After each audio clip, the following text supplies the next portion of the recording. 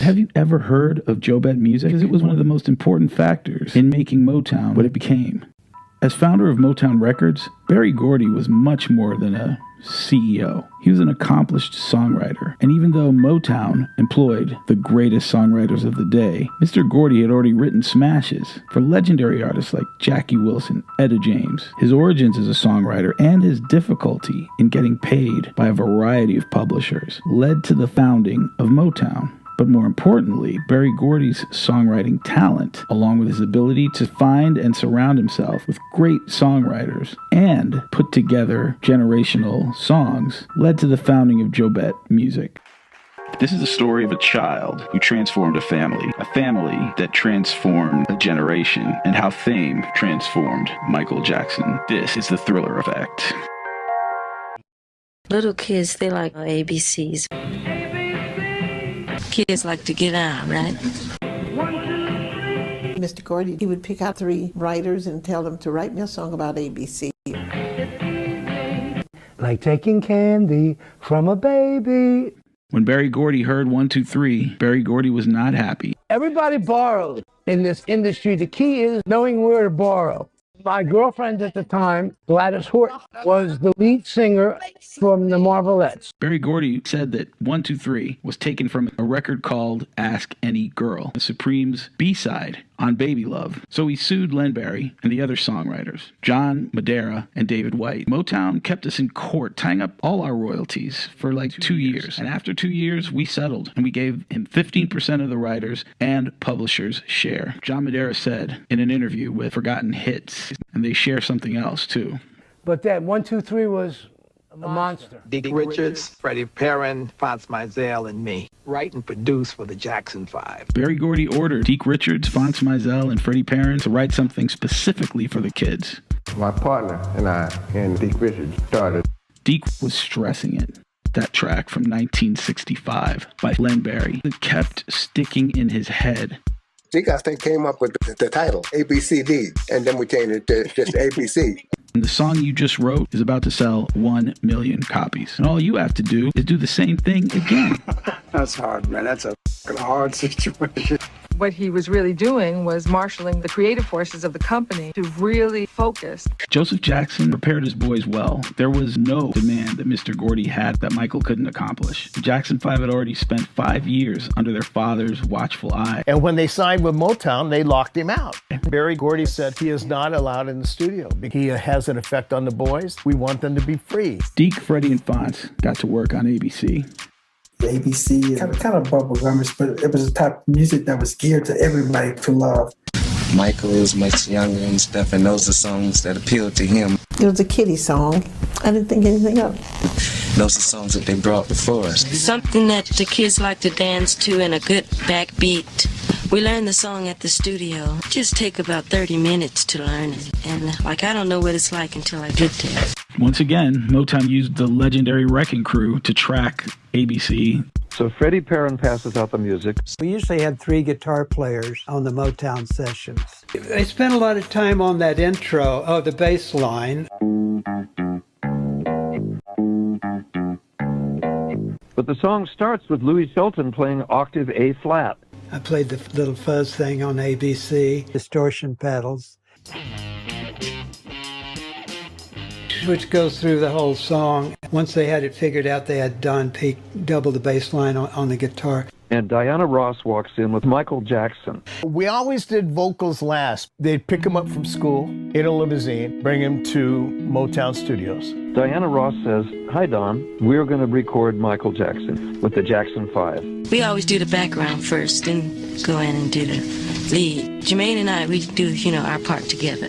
Really, when you listen to ABC, it's more like a dance song. 3 hours in the studio, sometimes 6. Well, I like recording if the tunes are what I like, funky and good. ABC covered the same wordplay that 1, 2, 3 did. Both songs used elementary education to win the girl. Now, the song 1, 2, 3 really doesn't sound like ABC, but lyrically they share the same DNA. The cleverness combined with the simplicity of the lyrics and the guitar thing just changing slightly vocal-wise, combined with some really slick syncopation. They jump in ahead of the beat. The Jackson 5 were riding high. I Want You Back was number one. Berry Gordy was not about to wait for the mania to die down or the media to lose interest. The Jackson 5 are now booked to appear on American Bandstand and every other teen show. This is probably the first time this record has been played on the air, and it's about to be released. This thing called ABC. When the Jackson 5 appeared on American Bandstand to perform ABC for the first time, Dick Clark interrogated every point of the Motown marketing plan, starting with Diana Ross. Diana Ross had a party to introduce some friends she had discovered. They actually have sold 2 million. Ladies and gentlemen, please greet for their first visit, the Jackson 5. When the Jackson 5 appeared on American Bandstand, it was chaos. Then he asked Michael his age. Was I right? Are you 9 or 10? I forgot. 9. There's a few girls over there want to take you home with them, and well, who knows? He asked about Ronnie Rancifer and Johnny Jackson. 2 gentlemen in the back are not your brothers, or they're related, are they? Ronnie on the organ and Johnny on the drums. The kids loved him. It was huge. Are you shy? No. No, I kind of had that figured out. You moved here now? Yes, pretty sunny out here. It's cold in Indiana. Corporation followed, with ABC knocking the Beatles' Let It Be out of the top chart position. And we got a lot of letters, mothers saying that's the first thing they learned, to say ABC before they even say mama. But they would hear it all the time, and it was number one. Those records would go to number one so fast that we'd be kicking back, and the Gordy would come and, look, I need another record, you know. Diana Ross Presents was a rush job. The Bobby Taylor produced tracks were all cover songs, done with Michael's vocals imitating the crooners of the late 50s and early 60s. Barry thought that their next album needed to build on what their fans were seeing on television. The album ABC was released on May 8th, 1970, about 5 months after Diana Ross Presents, and it had 3 tracks produced by the corporation, including The Love You Save. Diana Ross Presents only had 1 corporation-produced song, I Want You Back. Outside of the Delphonics cover of La La Means I Love You, the songs on ABC were more suited to Michael's energetic vocals. I got a telephone call from Mr. Gordy one night. He said, "This is Shelley Berger. You better come down. Jackson 5. You're going to be their manager." Gordy's plan was to send the Jackson 5 on a massive national arena tour. When the Jackson 5 started having hits, Shelley Berger said, "This is great. We can charge $25,000 to book them." There is talent, and there is talent, and then there's genius. I was getting worried because Shelley was asking for a lot of money for a new and untested group. American Top 40. And the countdown continues. Because when they're on stage, they are as flashy as the Temptations are today. And all of the reviews say it. Love You Save by the Jackson 5. The promoters started calling. Shelley would start his negotiation at $15,000 per night. The promoters unanimously declined. Shelley, are you sure? $15,000 for a group that has never earned more than $200 per night? Shelley waited, refusing to field offers from booking agents until the Jackson 5 built to critical mass. ABC would be their first number one album. Both singles, ABC and The Love You Save, were number one. Barry, he knew how good the Jackson 5 were, but there would be no Jackson 5 without Joe Jackson. I respect what he had put into his family to create the Jackson 5 and take them to a certain level. He was a half-assed guitar player that had dreams. Suzanne DePass spent a lot of time creating of their image and their design, very much involved in rehearsing them. Like when we have rehearsal, there's certain things that we want to do to make our show better. And he used to take the belt to Michael. But matter of fact, that's how we learned how to dance. Dodging that belt. It's a good show, but I think we need a little more punch. Michael. Well, I can't help that. I have to sing to stay in tune. He'd say, "Sing it this way." And Michael said, "No." And I said, "Joseph, if you hit me here, I'm not performing. If you hit me alone." I mean, my father disciplined us because he had 6 boys. I think what happened is that when Motown came in, he wasn't in charge anymore. There was a lot of frustration in it, and he was trying to get some power. He would call me a lot, always complaining. We didn't think about the stressful years at Motown, but just everything we wanted. Motown, who really put us on the map, Berry Gordy and the whole crew of writers. Had a big tour. Our very first big concert. We had to go do a whole show. That was a big thrill, for us. We're getting ready to go do their first concert in Philadelphia. That's where it was, remember? Philadelphia. The Jackson 5 were coming. There was chocolate. Beatlemania waiting for us. We were so popular at the time. Wherever the Jackson 5 would go, there would be a mob scene. Be just kids screaming. the disc jockey announced that the Jackson 5 would meet the fan and sign autographs, we were met by these limousines. God, it was real mania. They had these kids behind these barricades. All of a sudden, the kids just surged forward out. The Jackson 5 played 3 sold-out shows in May of 1970. The show at the Philly Spectrum in Pennsylvania, the Cow Palace in San Francisco, and the Forum in Los Angeles. And the Jackson 5 showed Barry that they were a viable touring act. In addition to it being the most wonderful thing in the world to be popular, we were all terrified. It was all too much. Their appearance on The Ed Sullivan Show ensured that they could never attend public schools. Furthermore, their living conditions at the Tropicana Motel were definitely not conducive to hours of rehearsal. Motown rented a property at 1601 Queens Road. Then I worked with Al Davis, Willie Hutch, and Bob West on the Jackson 5's next release, I'll Be There. Our biggest was I'll Be There, sold 5 million. Al Davis was Motown's Los Angeles head of operations. He was tasked with reproducing the Motown sound in Los Angeles. Hal Davis would tell us who's going to sing this, who's going to sing that. Even in the corporation, you're going to sing this part, you're going to sing this part. The J5 made top 100 history. True enough, I'll Be There sold 2 million copies and shot to #1 on the charts. Shelley reminded me, you said they would have hits. And here it is, their 4th consecutive #1 song, I'll Be There.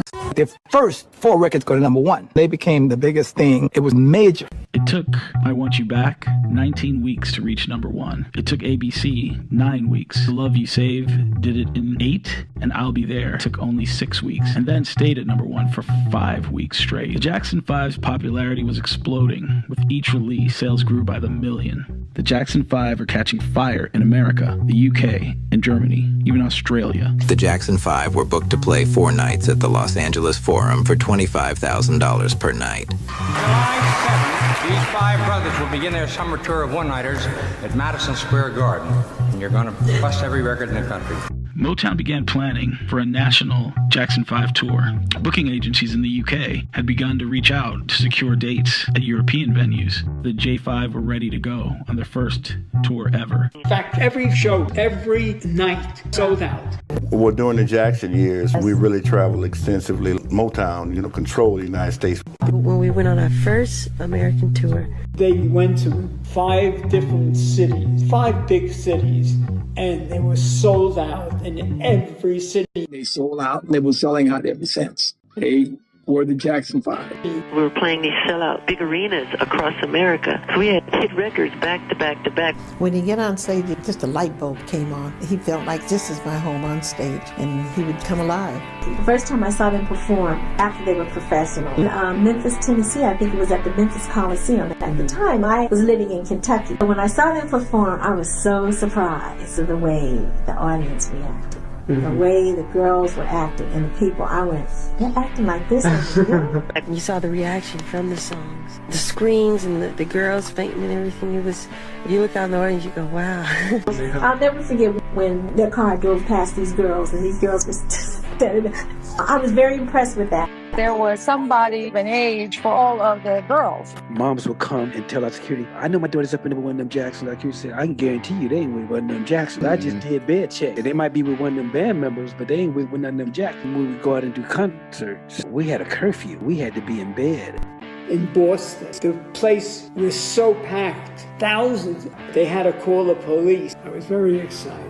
The Jackson 5 had now released 3 complete albums in 9 months. By October 15th, that number would jump to 4, including the October release of the Jackson 5 Christmas album. They wanted to be famous. I know it was something they wanted. I told the boys, you only get out of a thing what you put in it. We had a million seller, and the million seller was I Saw Mommy Kissing Santa Claus. That was in New Zealand. By fall of 1970, the Jackson 5 are the biggest rock stars in the country. Their dream had come true. This was too good. You're the Jackson 5. You are headlining your first ever tour. Ike and Tina Turner opened for you in San Francisco. You are the guest of Major League Baseball. You open a World Series. You filled 18,000 seats at the Forum. You release a Christmas album, and it's another million seller. Your 4th in under a year. It was the toughest schedule they had ever known. The Jackson 5, and they have gone on to become probably the most popular singing group in the country. She should be very proud of. Well, I've introduced them, and now I think they're on their own. They don't need me now. I just stick in the background. Rolling Stone magazine, the Jackson 5, the biggest thing since the Stones. Feature writer Vince Aletti told the world what he had witnessed at the Jackson 5's Madison Square Garden performance on October 19, 1970. Quote, police fortified the stage. People clogged the front aisles in heaps. Girls climbed frantically, screeching over seats to get closer to the Jackson 5. Aletti was astounded by the Jackson 5's lightning-quick rise to prominence. He noted their previous appearance at MSG was a filler performance for the Miss Black America pageant the previous summer, but now, without so much as a week's notice, brand new band of black teenagers were headlining their own tour, selling out fast. Rock journalists want to know about Jackson Mania. I was obsessed with the Jackson 5, and that was when they were strictly Motown. I reviewed one of their early albums for Rolling Stone. They defined a certain kind of black pop music that I was already in love with. I went on to actually review the album. Great pop music from the beginning. Wonderful bubblegum. Their mini tour resumed in October and didn't break till Thanksgiving. The shows picked up again 2 days after Christmas without any significant break until January 31st. The big Jackson 5 tours began right after the successes we had with our records. We played huge halls like Madison Square Garden. We must have been 5 numbers into a 15-song set. We knew something wasn't right. Michael kept singing. All I could see was his back as in front of him a mass of fans was pulling at their own hair, screaming hysterically, crying, teens and preteens with outstretched arms. What was that? Did you feel that?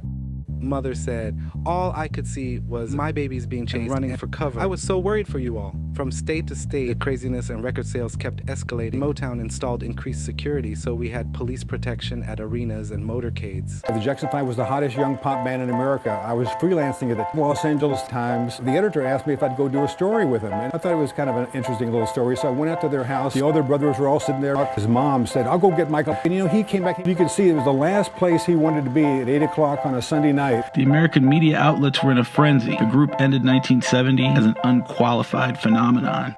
It's something that we always wanted to do all the time was the entertainment business, We were brothers out there having fun. We were making people happy at the same time. I keep doing what I'm doing because I like it best. Since we're in the entertainment business, we're going to try to do our best. It's something that we always strive to do. It's a part of you. It's in your blood. 4 million selling singles, 4 smash albums, including a holiday staple at Christmas, still played 5 decades later.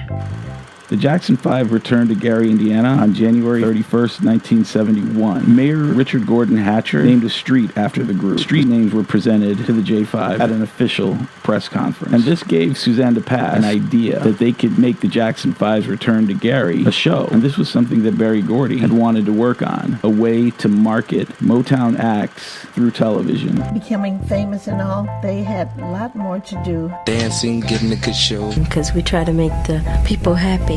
Personality, smiles. Sing all the time, and that's what we love. Mainly, we try to do everything. In many of my interviews with Michael, you can hear Tito drumming in the background, or Marlon or Jackie coming over and teasing him or playing with him, brother type stuff. So it was a very, very close family. We always looked up to Jackie because he's the oldest brother. He like hovers over us. Brother Jackie, he's always making sure that we rehearse and making sure that everything's going well. Tito's very serious. He's so concerned about making sure that we're on time. Actually, your day was planned out for you. You wake up, have breakfast, and by 7 o'clock, you're already out the door. Marlon, he's a comic. He's always joking around. Michael, he's a perfectionist. He wants the best. I'm concerned about the overall picture, that we go in the right direction. There was really no head of the group. He was in charge. He was the boss. They would say, well, what do you think of this step, Michael? What do you think of this tune, Michael? We were taking one of the very first promotional photographs. Mike said, Dad, this looks like a family portrait. This is a business photograph. And Michael, 6 years old, set all the guys up, got in front of them, put his foot this way, and took a perfect photograph. Even though he was the smallest, he ran that band. He stood out from all of the family. Yes.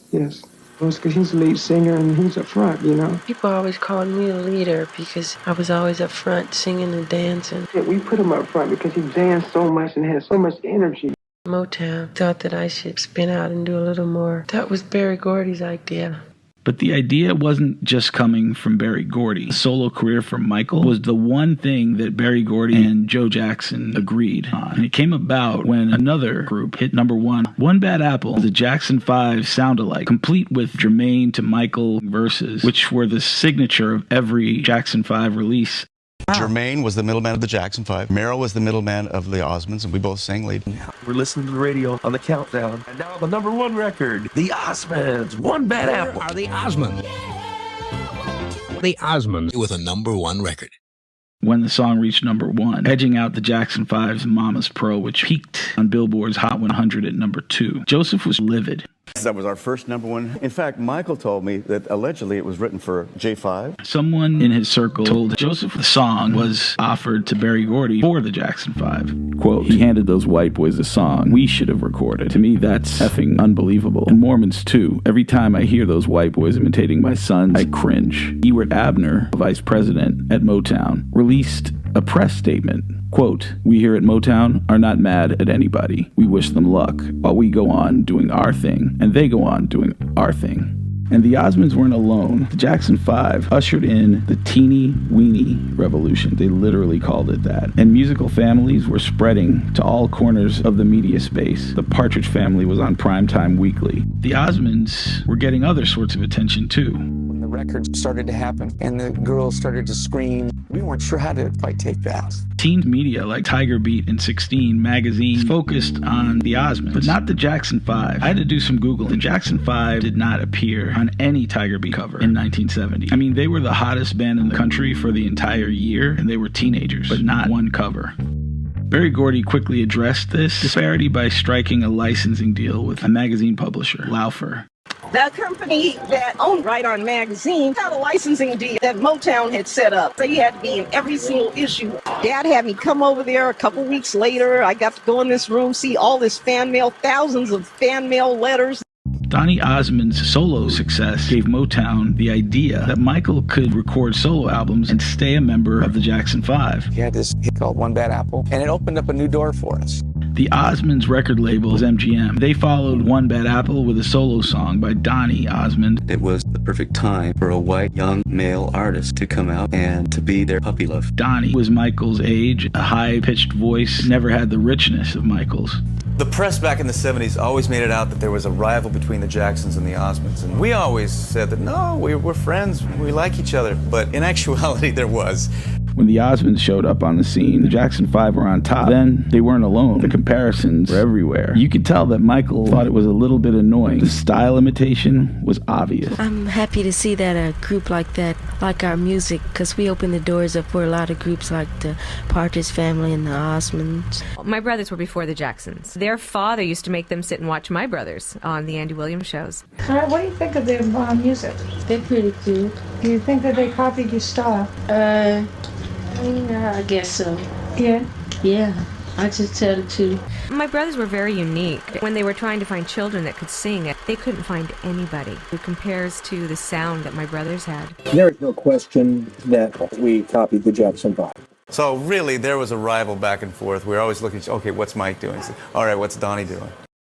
Motown was already a successful record label. It was not surprising that Motown could continue that run of success through the 70s. We wanted movies, television, broadcast. I wanted everything for the artist that they could do. Berry Gordy wanted his artists to become global superstars, and television was the way to do that. Berry licensed the name Jackson 5 for the cartoon. They called me and they said, would I be willing to direct the Jackson 5 series? You think of a black group, their own cartoon series? That's mind-boggling. Rankin and Bass were one of the big groups of people who did TV series. You may have watched the cartoon and assumed the Jackson 5 were involved with it. They weren't. Strictly was ABC. Television contracted it with Rankin and Bass. Believe me, there are a lot of side deals. They weren't the voices. Those are other guys that's doing the voices. Matter of fact, one of the Silvers does Marlon's voice. The money from the licensing deal went straight to Motown and nothing to the Jackson 5. Yeah, you worry about a lot of side deals that are being made in this type of situation. I never met the Jackson 5, and I haven't any contact with Motown. They didn't contact me. Allison Bachelor this company that was producing it contacted me because I was known more in England. Every Saturday morning, it promoted them as a group to their demographic. They were not paid as a result. We went from a record company to an entertainment conglomerate. I mean, soon after that, it was Lady Sings the Blues with Diana Ross. He began pre-production on his dream project, The Life Story of Billie Holiday, starring Diana Ross. We became a totally different company. In 1971, Berry Gordy directed $15 million to television media development. 2 specials debuted that year, Diana, the Diana Ross special, and Going Back to Indiana, the Jackson 5 special. We were doing an ABC special with them called Going Back to Indiana. Right. We were in this arena that had been sold out. We're filming in Gary, Indiana, the concert portion of the show. That was in Indianapolis, yeah. I think they recorded it a couple places, but that was the main place. The kids came on and they started to sing. I had a terrible seat, so all I could see was the back of their froze. I was sitting in back. I could catch a glimpse if they did a spin. Kids in the audience went berserk. They rushed the stage, and Joseph, he was scared for the boys, got the boys into a limo and took them back to the hotel. So they had to stop the show about 4 times. The crowd kept rushing the stage. I had an empty stage and 12 cameras. We didn't have enough in the can for what we had planned. So I had to go to the hotel and get them to come back and redo the concert. I mean, I was like blown away, and I think I had tears running down my face because I just couldn't believe I was there. They were real. You'd seen them on TV. Those days, that's the only time you saw anybody. So when they came to your town, it was amazing. It was amazing. Because, you know, I'm the one that started it all, and it took a father to make a son. Joe was not the enemy. He was harsh, but he loved the boys. You know, it was like talking to a mental patient. You know, I had to be very political. I said, Joseph, we're doing this show, and this special means everything to the kids, and we have to go back, trying to, you know, ease him back into the limo. We finally did, and we got the stuff in the can. That was the point when I knew I wanted to be in that lane somehow. Hollywood real estate means you live here, not just visiting. In April of 1971, Berry Gordy arranged to purchase the 4641 Havenhurst property from the previous owners. The deed of trust from Great Western Savings and Loan Associates contains details of the transfer of the property. Now the Jacksons were official Los Angeles residents. Suddenly there's a pool, tennis, badminton courts, there's a big iron gate, and the Jackson 5 are each other's best friends here. They play here, they rehearse here, and soon they will build a recording studio and write here too. Joseph can watch the brothers here. Joseph can control the brothers here. And for him, yeah, this property represents a level of control that he had in Gary, Indiana, and that he feared he might lose under the bright lights of Hollywood. In the state of Indiana, it worked, and I figured that it would work here in California. I recall most of that time as a period of extreme closeness with my brothers. My parents trying to give us a normal family life. At the time, no, that wasn't possible. I kind of felt robbed. The family used to eat together and do everything together. I felt that they had separated the family, but his father was with them all the time. You saw some things that was going down that you wouldn't want to happen. Separation of the kids and all that, doing different things. At Motown, when you have a problem about anything, you can call Berry Gordy right up. He'll come down and you'll discuss it. And Berry was fatherly. Berry, who was a mentor, he used to take Michael to dinner when he was 11 years old. Michael asked questions, and he carried a yellow legal pad with him, and he would write it down. In December of 1971, Berry signed Michael Jackson to a solo deal with Motown. Berry Gordy's not going to be satisfied until he has one of my boys calling him Daddy. The next group that I wanted to bring, the Commodores with Lionel Richie. He used to open up for my group, Jackson 5, on our early tours as the Commodores. Benny Ashburn was our manager. And Berry Gordy was just moving out to Los Angeles. He invited Suzanne to head on the creative department. Aside from Diana Ross, she was the most beautiful woman we'd ever seen. Whatever Suzanne wanted us to do, we would do. Suzanne DePaz was a friend to our manager, Benny Ashburn. Suzanne DePaz called up on the phone one day and said, Benny, I have a new job. She had just started working with Motown in the A&R department. Her first assignment was the Jackson 5. Jackson 5, I Want You Back, ABC, all of these things. They had just been on Ed Sullivan, and they were looking for an opening act to tour a major national tour of the States. She said, my job is to take the Jackson 5 across America on their first U.S. tour. And I'm looking for the opening act. And then it said the Commodores. And so she asked him to submit his group to an audition. She saw us playing in New York City at a place called, oh God, what was the name of that club? The audition took place at Lost Price Turntable, 52nd and Broadway. Anyway, it was the place to be, right?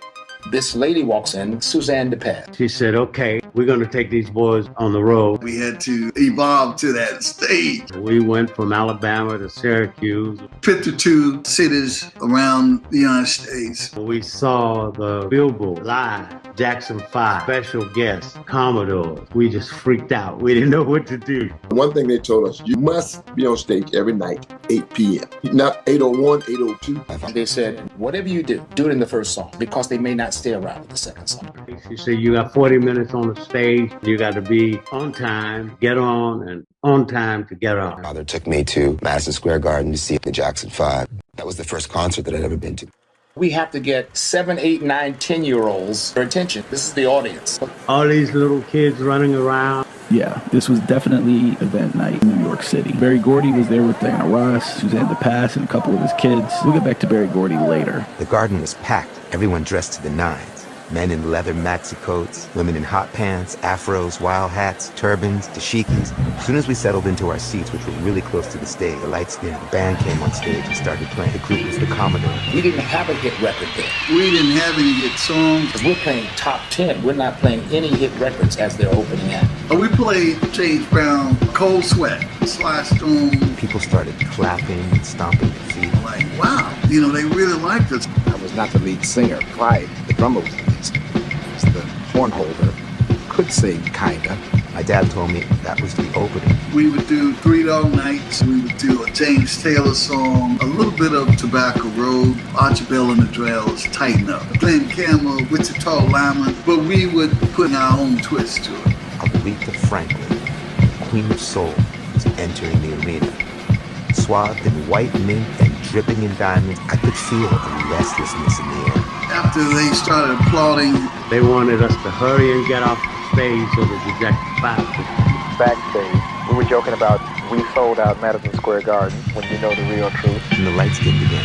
I could make out a bunch of guys running onto the stage. We introduced the guys. They came out from behind the curtains. For the Jackson 5 tours, our band consists of myself, Jermaine, and Ronnie Rancifer on organ, Johnny Jackson on drums. Just Michael showing up on stage with his brothers, they'll scream for half an hour.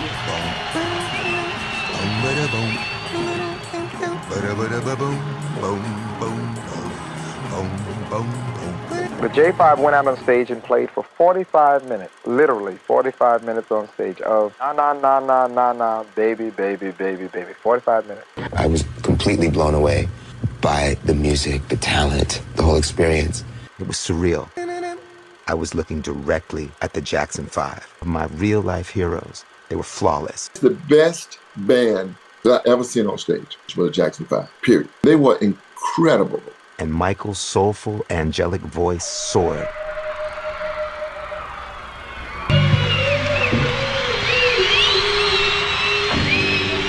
Rolling Stone magazine captured the vibe at MSG. When Michael punctuates his rendition of Who's Loving You, you're struck with his professionalism. There's none of the embarrassment of a typical child star. Jackson 5's clothes are the finest rich hippie outfits I've ever seen. The 5 brothers are beautiful, and they have complete control. What they have is the stunning assurance of young men. There was not a wasted moment.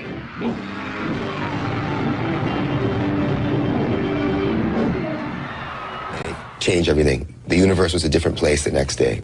I wouldn't be here today if I hadn't seen the Jackson 5. The Jackson 5 were printing money for Motown. And after scoring 4 straight #1 hits and 7 top 10 singles, Gordy made sure that the public was never starved for Jackson 5 product. By 1971, the Jackson 5 were fresh-faced superstars. For a full year, the music media was discussing every move they made. That first few years of touring was relentless. Motown pumped out 5 albums in 15 months to capitalize on this explosive success. But we have a tutor when we go on the road. Because of the laws, you have to have teachers. It complicates your business so much.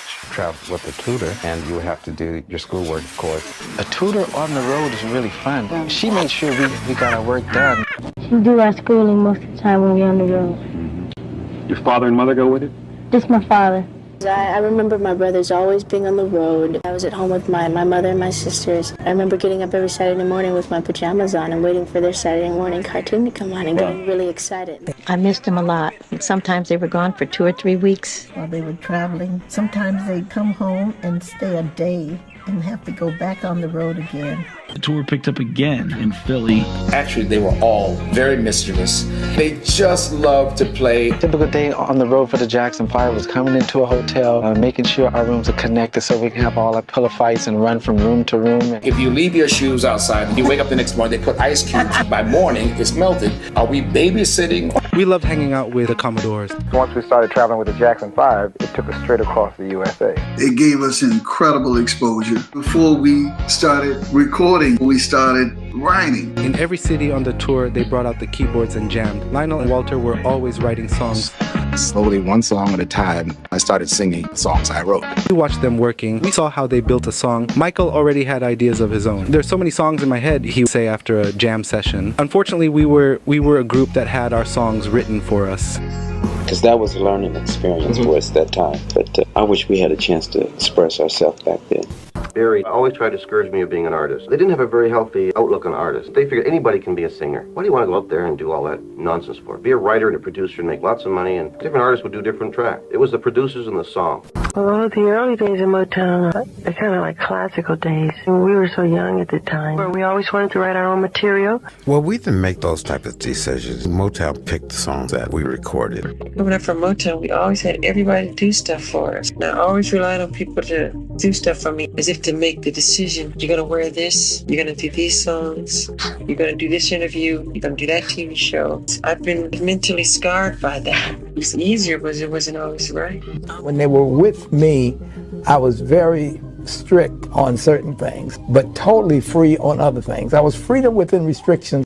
From the television appearances to sold-out arenas, the Jackson 5 were either on stage performing for thousands of screaming fans, or in the studio recording tracks. We're little kids just playing on the mic, not serious, and Hal Davis, he'd push record, waiting to hear. We just start laughing and, come on guys, come on. Work, lots of rehearsal, from one concert to the next.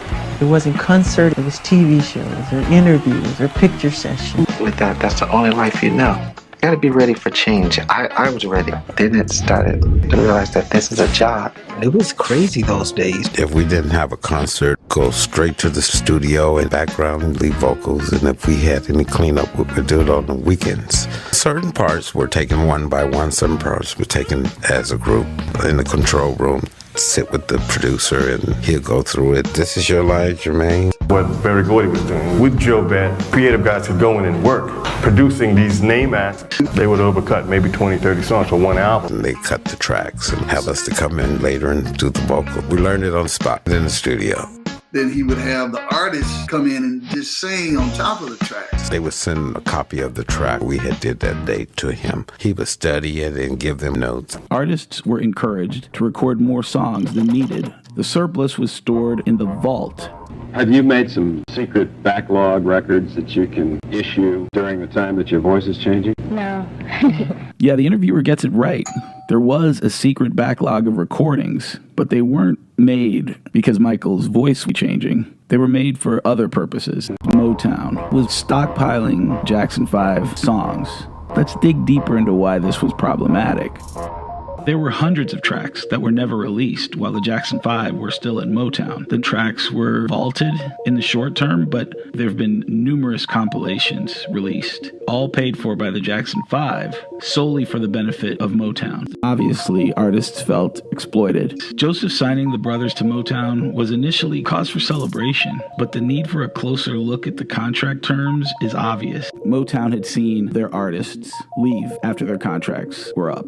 The rationale behind stockpiling was simple: to have songs ready for release after the artist left. So they would overcut maybe 20, 30 songs for one album. During the Jackson 5's 6 years at Motown, they recorded 469 songs. Only 174 of those songs were released. And when they eventually signed with Epic, they were presented with a bill for the entire 469 songs. And everything they did, Berry got the publishing. All of those costs went to the artist. Well, by the time we got to Los Angeles, California, there on the front row was Berry Gordy, who saw the group. Berry Gordy says, hey, are these guys signed? And decided to sign us to Motown. He just said, sign him. And they paid them a check for $108,000. That's legal money with the J5's name written on the bottom of those 6 figures. I wear glasses. I looked at it. I thought it was $1,500. I look at the check again. It was $15,000. My hand was shaking. When Joseph was presented with that initial contract, he signed it. It probably should have never been presented to him. Richard Aarons, the attorney he had chosen to partner with to manage the boys, it's not clear that he even had the experience to get the Jacksons favorable terms. Michael needed manager, somebody to worry about him, not look to him as a meal ticket. Joseph was not equipped to deal with how Berry Gordy did business. We have gotten this contract with Motown. However, for 2 years, we refused to activate our contract. We did 2.5 years touring with the Jackson 5 before we ever got in a studio. Most artists, you get a contract, you can't wait to go in the studio and record. We did our homework. We did some due diligence. A producer can run the costs out. Because every time you cut a song, those are dollars on the book. The record company is going to get it out of you one way or the other. It's got to be paid back. I'm a businessman at heart. I love to sit down with the books, and I love to negotiate. I was an economics major, accounting minor, and it didn't take me long to figure out, Joe Jackson wasn't equipped to negotiate at Berry Gordy's level, but somehow the Commodores were. Berry Gordy had songwriters and producers and musicians that would go in and write the songs, produce the tracks. Then he would have the artists come in and just sing on top of the tracks. It was a similar line. Berry would let the producers work with us. At Motown, if they had an album and they needed 6, 7 tunes, there would be 6 producers all gunning at the different Motown studios trying to get that single. There was so much competition of great people. So I just really spent a couple years just learning my craft. It was very hard for me to get into the studio. Rick was part of the machine. We respected the machine Berry assembled. We would come out, they would introduce us to producers and tracks, and we didn't want to use these tracks. And Berry Gordy was like shocked. We knew we were spending our money because it had to be recouped. And we weren't ready to spend money on tracks that we just weren't feeling. We would listen to them. It's good, but it's not us. Motown was fielding requests from overseas promoters in France, Japan, Ghana, Germany, and the UK as their fan base spread to Europe, Africa, Australia. The world had never witnessed anything like the Jackson 5. And they had to go through this whole cycle of success, being famous, went into that front door and came out another door, a star.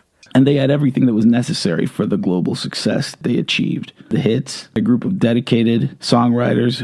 Hal Davis and the Corporation, Deke Richards, Fonz Mizell, and Freddie Parent, all those guys. They were young men. They were great writers. Every writer and producer in the company signed a contract with Joe Band, which was owned by one person, Berry Gordy. They all went to Joe Band. Every song that came out of Motown Records, every song by Supremes, Marvin Gaye, Jackson 5, Stevie Wonder, Diana Ross, Rick James, DeBarge, is owned and distributed and administered by Jobet Publishing. Artists who wrote, like Stevie, Smokey, and Marvin, they made money. On his 21st birthday, and coming back to California, there was a wire from Stevie's attorney disaffirming every contract that he had with Motown. We still have an understanding. We're still close. It's just that basically now, and I feel that the only way that I can do what I want to do totally and is to be free enough to do them. I felt like I was being puppeteered. My brother was in the war. I wanted to write an album and do music that would really make people say, wow, he's after us. So I wrote and I produced. Fame killed Gordy's relationship with his greatest songwriters. The corporation got its name because Gordy needed the group that would be writing for the Jackson 5 to be anonymous. And this group delivered 4 number ones, and now they wanted compensation and recognition. Holland Dozier Holland were citing the same issues that Mizell, Perrin, and Mizell were raising now. This is exactly what Gordy wanted to avoid. Back in episode 5, Holland Dozier Holland, they quit. But this time Gordy's problem is a Jackson 5 problem. The corporation created the Jackson 5's signature sound that the world was falling in love with. I really wanted to hold on to our publishing. But Berry was making money. It was a trying experience. Had to use a lot of diplomacy. Now, we did that until 71, and then I just stopped fighting for Motown.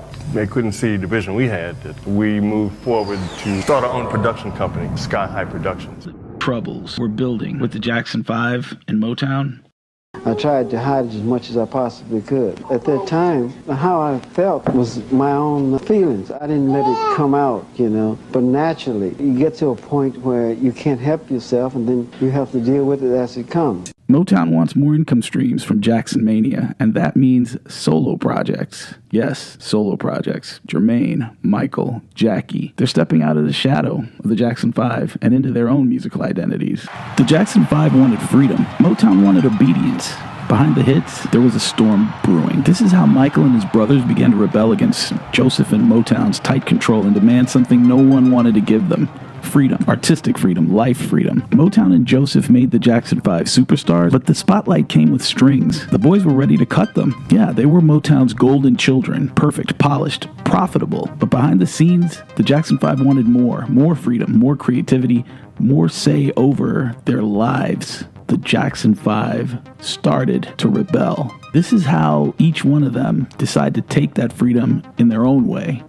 1972, the Jackson 5 are at the top of the world. Young, famous, unstoppable. But behind the smiles, behind the matching jumpsuits, and the sold-out tours, there was pressure. Pressure from their father, pressure from Motown.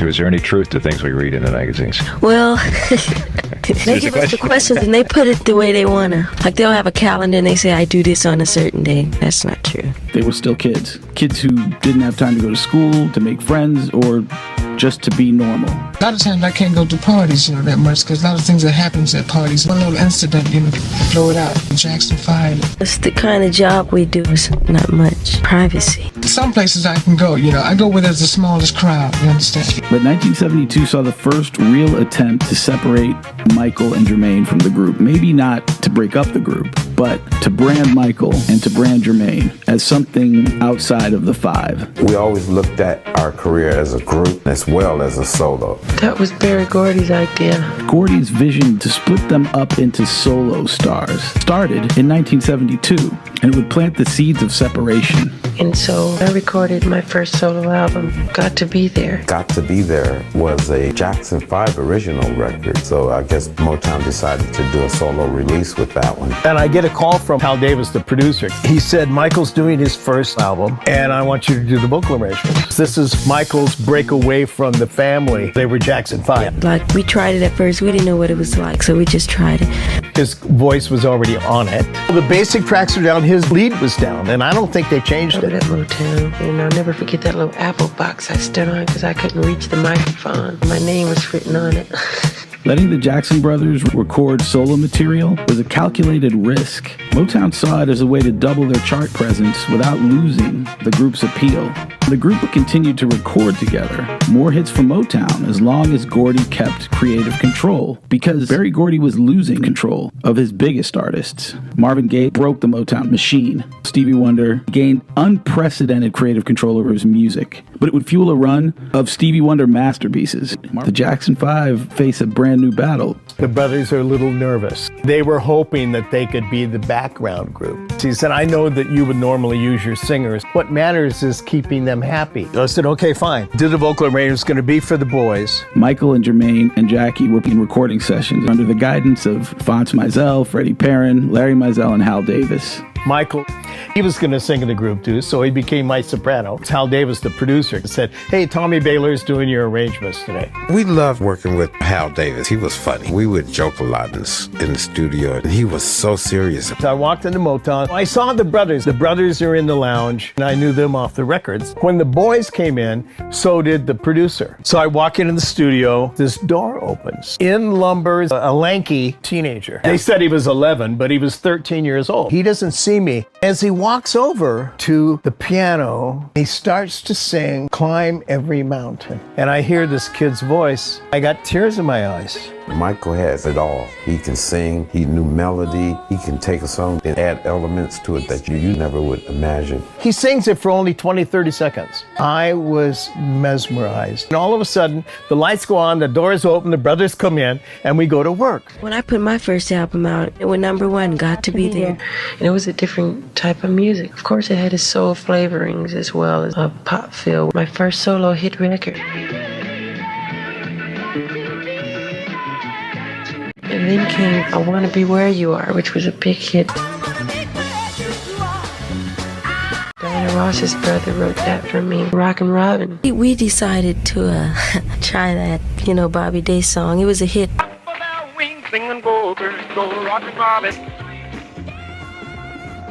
think he released that before I was born.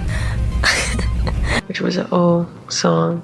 I recorded. It was a hit as well. And that was a hit when we did it. We got a gold record for that, and I was happy for it. I didn't know that, somebody did it until they told me. Thought it was an original. Well, like they put out a single, one record, then they'll put another one out. Jermaine did a solo album. Well, Jermaine did his own album. I had a lot of fun doing it. I Only Have Eyes for You. We made it, funkier and... They released a song from Jermaine's, and it was a hit also. These solo ventures were carefully orchestrated, and just 6 months after Michael's debut, That's How Love Goes was released. That's How Love Goes. That's How Love Goes. That's your latest single. Right. Jermaine dropped in the summer of 1972. The album got to number 27 on the pop charts. Not bad for a solo effort, his first solo effort, but considering that Jermaine was juggling 2 careers as a soloist and as the touring bassist of the Jackson 5, the project was successful. Daddy's Home reached number 9 on the Hot 100, was played all over radio. That project proved that Motown could successfully market Michael, Jermaine, and the Jackson 5. Michael started to find his creative voice while we were recording, looking through the windows. The producer wanted me to pronounce words a certain way. I told him, you pronounce the words so precisely, it takes away from the feeling of the song, and we got into a little thing with that. I had to put up a couple of little fusses, but just a little. That day, he started getting confident enough to trust his creative instincts. It became a major thing. Barry Gordy came down to the studio, and we kind of got out of hand a little bit. We finally solved it, and I was right. But it was over, and I won. It was a good learning point. I knew what he wanted, but what he wanted, it took away so much. His interpretation was kept on the final cut. Well, I always did want it to be free all the time. Nobody would never listen. Now they see I know what sounds good. I didn't get a chance to do my own thing, and it's the first time ever. Because I got to sing free the way I wanted to sing. I wasn't told what to do. And it came out fabulous. Everybody likes it. At the same time, Gordy was dealing with his artist's growing ambitions. Marvin Gaye was demanding artistic freedom and getting it after what's going on. Stevie Wonder was writing his own songs and redefining R&B and pop. Even Michael, as young as he was starting to notice the creative limits that Motown had placed all around the Jackson 5. They weren't allowed to write, and Joseph was noticing it too. And Michael idolized Stevie and Marvin. Michael wanted the Jackson 5 to compose songs and play instruments on their records, but Motown refused to allow this. The company line was clear. The Jackson 5's music would be chosen by Motown writers and producers, period. Joe Jackson was taking note. Gordy was executive producer on all the albums, all 3, and he was ensuring that material and production still fit the Motown formula. In Motown's eyes, Michael and Jermaine's solo efforts were just an extension of the Jackson 5 brand, not a sign of the group breaking up. After that album, Jackie did a solo album. In fact, I recorded a record, which will be out this summer. It's completely different from the Jackson 5 records and songs that I love to sing. And Jackie recorded it, and it's been delayed because of our albums and different singles coming out. There's 6 boys in that house. We were rough. It's a lot. Like any family, you have all the different elements, and everybody's different. That's what makes it a family. You have to have a few rules, and they must be followed to the fullest extent. He was a big driving force behind us. He kept us practicing all the time, About 4 or 5 hours. I guess he saw it in us. At the time, my dad wanted me to be in the band. Motown thought to add a 6th brother. So we're going to see Jackson 6. it's just confused. So I said, okay, I got to figure out how to get my way into this. He saw me as his golden child or whatever it was. By me being strict, and it made him a superstar. Look, it just didn't happen on his own. He was very strict, very hard, very stern. If you did something wrong, you got a whipping. Time for rehearsals. Hey, let's go! Joe didn't whip him all the time. He was strict, though. This playing up that he was a child abuser, that's not true. Some may call it a strict disciplinarian or whatever, but that's the way it was back then. And just a look would scare you. And when the other kids would get in trouble, he would get on me. And Jackie, just big brother, telling us what to do. No, you can't do that. It's time to rehearse. And he used to get after Michael and I. This is serious, guys. I thought it was kind of the hardest on me because I was the oldest one. Jackie walking around biting his nails damn near ate up his fingers because he was so nervous. If I'm not mistaken, you were in an automobile accident, is that right? I just left the house right at the corner to get some gum, and I had the gum between my legs, and I was reaching down and I just ran into a parked car. Even after we made it with the Jackson 5 and came out the car, we still had chores. One of the rules that was made by the family and I to make each boy do his own chores around the house. We had to wash the dishes. I think Michael and I a week to do the dishes. And Jackie had a week. Of course, that's the only time you can hold a group together by a rule. And when they went away on tour, it just left Randy and Janet and LaToya and myself, and it felt very empty. My brothers be touring, whatever. So I would come home from school, do my homework. In our house in L.A., we had a recording studio that had drums, guitars, piano. I started just playing everything I could. So I met the whole family when they were playing in Europe. Yeah, and they wanted me to teach Randy how to play percussion. So I went to the house. They wanted me to come and teach him how to play. That was my everyday. My brother Randy, he's feeling left out because he wanted to be in the group. I was at home, but I was playing the piano. Then I got a little bit better. He's not ready right now, but when he gets ready, good, he'll be in there pretty soon. We used to go on the road and drive down our driveway, going out the gate, heading for the airport, and he thought he was coming with us. That joke used to cry. Because he wasn't in the Jackson 5, that's why. All previous Motown acts either toured together or did smaller promotional tours. Because of the wild success of their records, they became the first Motown act to headline an entire tour by themselves. The Jackson 5 tours were a machine, and it required a visible security presence. I have 19 people traveling with us. Sometimes even more than that. Backstage was a free-for-all. Manager, my father's a manager, then we had the road manager, security, teacher, the tutor, the stage A lot of the young brothers and sisters don't realize that, but it's sort of dangerous messing with the Jackson 5 in more ways than one. You know, it was scary as well. We used to go on to shows and we'll barely get through the first number. Couldn't finish the show because of the girls and the excitement. We would have to leave arenas in a panel truck with a decoy limousine so that the fans would follow the limo and not the panel truck. They never caught us in New York. Last time they almost caught us. Last year get us this time either. Last year was somebody on the back of the hood of the car, and the driver was driving down the street and he fell off in the middle of the street and other cars was coming. Sorting through all of that was quite a challenge. Michael had a scarf around his neck, and they got hold to him, and the kids were pulling it the other direction, and the others were pulling it the other direction. And we had to walk right through them, and I had on this scarf. One girl grabbed me one way, and I was choking. I lost my shoe, and they were pulling us. And Tito was on top of the Rolls-Royce limousine. They totaled the Rolls-Royce limousine when he broke the headlights and everything. they dented the Rolls Royce up, and Tito got lost outside the car, and it was really trouble. And after the show, my father would direct us right to the bed and say, "Don't you boys leave this room." And he would put security on each end of the hall. And while they're out on the road, most kids like to run around and slip off. Jermaine was something else during those days. He looking for the finest thing he can find, slipping them in and stuff. He was pretending to be asleep in another bed while one of his brothers was picking up some groupie and having sex. Jermaine was crazy. He was different than the other brothers. There were so many girls coming at me back then. My teenage self couldn't resist. Sneaking a girl past Bill Bray and Joseph became a skill. 2 hamburgers, 1 milk, 1 iced tea, and pie. At midnight, the security would come around to each room, check everywhere. Under the bed, in the closets, in the bathroom, behind the curtains. Okay, you clear. Jermaine was telling Michael, "A girl's coming over. You hide under the bed. Don't come out either." I was running wild, kissing and touching. And from under the bed, she said, "Jermaine, I feel a third hand." Michael, I jumped up and Michael scrambled for the door, laughing. I could have killed him. Come back here! Rose petals! Jermaine was trying to hit on Berry Gordy's daughter at the time. I was seeing Hazel Gordy. We sent each other endless love letters while I was touring. It still wasn't serious. I was free to get experienced on the road. It's exciting to know that other people, love Jermaine's work. Being in front of the camera all the time, you're always exploited. When I see Jermaine on stage, I want everything to be perfect for him. It's very hard to get a couple of minutes, but when you're an entertainer, you accept that. And the things that we can do together, we do together.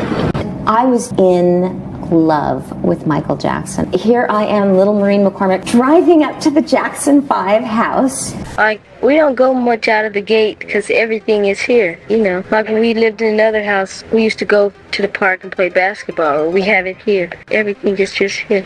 I had a chocolate brown 220 diesel Mercedes, and I would pick up Michael. His parents, they were always kind of there. They were very, very strict. They ran a really, really tight ship. We've always had the right upbringing from our mother and father. The way we were raised from my mother, she was always there with the Bible, teaching us. We'd go to service like 4 times a week. I always kind of felt like I was being watched, like I wasn't good enough to be hanging with Michael. Joseph's rules didn't allow girls. Girls will distract you. You lose fans. They will stop screaming for you. Girlfriends were banned. A first date can lead to a second date. I was like 16 because I could drive. Wow. I was the older woman. And then maybe even going steady. We dated when I was 16, when I was driving. And that might lead to marriage. We would go out. He was 14. We went ice skating together at the Topanga Plaza, going around the rink and holding hands with him. We kissed. I was absolutely in love. I was in love. I thought I was going to maybe be Mrs. Michael Jackson. I definitely could have been. Everyone wants to get married at some time or another. When I got out of high school, I got married a week later. I was 18. The Motown staff felt that I would lose fans. Motown promoted us as boys without girlfriends, looking for love. You're gonna forget about me. I'm crazy about you, Didi. And when you're in love, and no one can say no. Tito! I don't want girls hanging around rehearsals. We dated for 4 years during high school. She went to Fairfax High with me. The first time she kissed me, it was my birthday. This young lady wanted to tie the knot. This little lady's just running this dude. His nose is open. You can drive a semi-truck up it. No one wanted me to be married. Because my father felt that, he was losing us. But I felt the boys should have waited. I can understand that, but at that time, life wasn't just Motown and the Jackson 5. Jackie, he was still living at home saying, "Can I go out tonight?" I used to go to his room and say, "Jackie, how can you do this?" He said, well, until I find somebody that you don't want to be with, I guess I'll be here. One of you guys supposed to be going with Red Fox's daughter? Jackie. Yeah. Yeah, is that her name, Debbie? Yeah. Do you have any problems with Mr. Fox? I raised her from 5 years old, haven't seen her, haven't heard from her.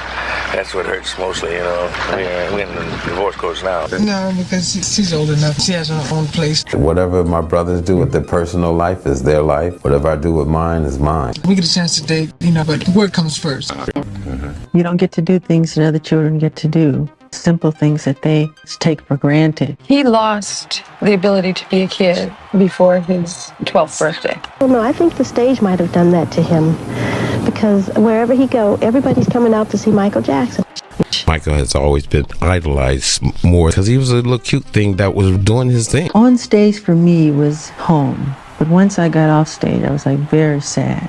Lonely, sad, having to face with popularity and all of that. So my brothers were my friends. We just hung together. We stayed in the recording studio. We lived in the studio. There was almost every day. Weekends were longer. And I remember going to the recording studio. There was a park across the street, children playing, and it made me sad that I would have to go and work instead. With all the friction, fallout, and first loves that came with growing up under the spotlight, they challenged their father, questioned their label, and started asking the one question that changed everything. What if we did it our way? No, this wasn't the year that the Jackson 5 broke away completely. That's still to come.